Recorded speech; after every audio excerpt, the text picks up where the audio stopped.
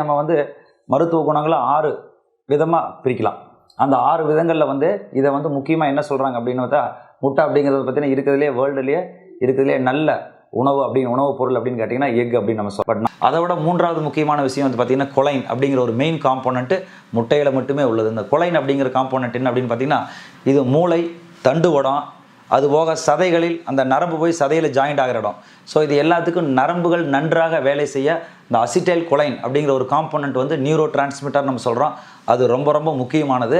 அது இருந்தால் தான் இந்த மூளைகள் நன்றாக வேலை செய்யும், சதைகள் வந்து நன்றாக வேலை செய்யும், அந்த நரம்புகள் நன்றாக வேலை செய்யும். ஸோ அதுக்கு வந்து பார்த்திங்கன்னா கொலைன் மிகவும் முக்கியமானது. அது வந்து முட்டையில் அபரிவிதமாக உள்ளது.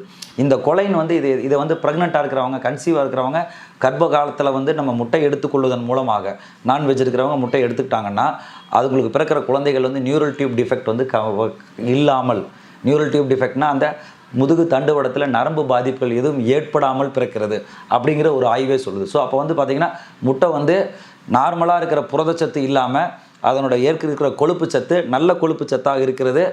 நிறையா வியாதிகளை குறைக்கிறது. முக்கியமாக இந்த நரம்பு சம்பந்தமான அந்த கொலைன் போன்ற காம்போனண்ட்டுகள் இதில் இருக்குது. புரதம் அப்படின்னு எடுத்துக்கிட்டிங்கன்னா இது எல்லா புரதம் மாதிரி இல்லாமல் இதை வந்து நம்ம என்னென்னு சொல்கிற ரெஃபரன்ஸ் புரதம், அதாவது இது வந்து முன்னுதாரணமாக நம்ம வச்சுருக்கோம் அந்த புரதத்தை. அப்படின்னு பார்த்திங்கன்னா அந்த WHO நம்ம கிளாஸிஃபை பண்ணியிருக்காங்க. ரெஃபரன்ஸ் ப்ரோட்டீன்ஸ் அப்படின்னா என்னென்னா, இந்த புரதத்தை வச்சு தான் மற்ற புரதங்களை வந்து கணக்கிடுவோம். இது வந்து 100% அப்படின்னா இது மாதிரி எக்கு மாதிரி இருக்குதா, மில்க் மாதிரி இருக்குதா, இது ஃபிஷ் மாதிரி மீன் மாதிரி இருக்குதா, இதெல்லாம் வந்து ரெஃபரன்ஸ் ப்ரோட்டீன். ஏன் ரெஃபரன்ஸ் ப்ரோட்டீன் நம்ம சொல்கிறோம் அப்படின்னு கேட்டால், நம்ம உடம்புல வந்து பார்த்திங்கன்னா 21 அமினோ ஆசிட் இருக்குது. அந்த 21 அமினோ ஆசிடில் வந்து 12 அமினோ ஆசிட் நம்ம உடம்புலேயே உற்பத்தி ஆகும். மீதி 9 அமினோ ஆசிட் உடம்பு உற்பத்தி செய்யாது. அதை தான் எசென்ஷியல் அமினோ ஆசிட்னு சொல்கிறோம். எசென்ஷியல் அப்படின்னா கட்டாயமாக நம்ம உணவிலிருந்து எடுத்துக்கொள்ளணும்.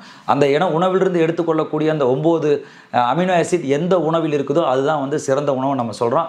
அந்த உணவில் வந்து பார்த்திங்கன்னா மீன், அது போன்று எக்கில் இருக்கிற புரோட்டீன், முட்டையில் உள்ள புரதச்சத்தும் வந்து பார்த்திங்கன்னா அபரிவிதமாக இருக்குது. அதனால தான் இதை நம்ம ரெஃபரன்ஸ் ப்ரோட்டீன் சொல்கிறோம். இது முக்கியமானது வந்து பார்த்திங்கன்னா வெள்ளைக்கருள் மட்டும் கிடையாது, மஞ்சக்கருளையும் ஈக்குவலாக இருக்குது. ஸோ அதனால் மஞ்சக்கரு எடுத்துக்கொள்வதன் மூலமாக கொலஸ்ட்ரால் மட்டும் கிடையாது, அதில் வெள்ளைக்கருக்கு ஈக்குவலாக இருக்கிற கொழுப்பு சத்தும் அதில் இருக்குது.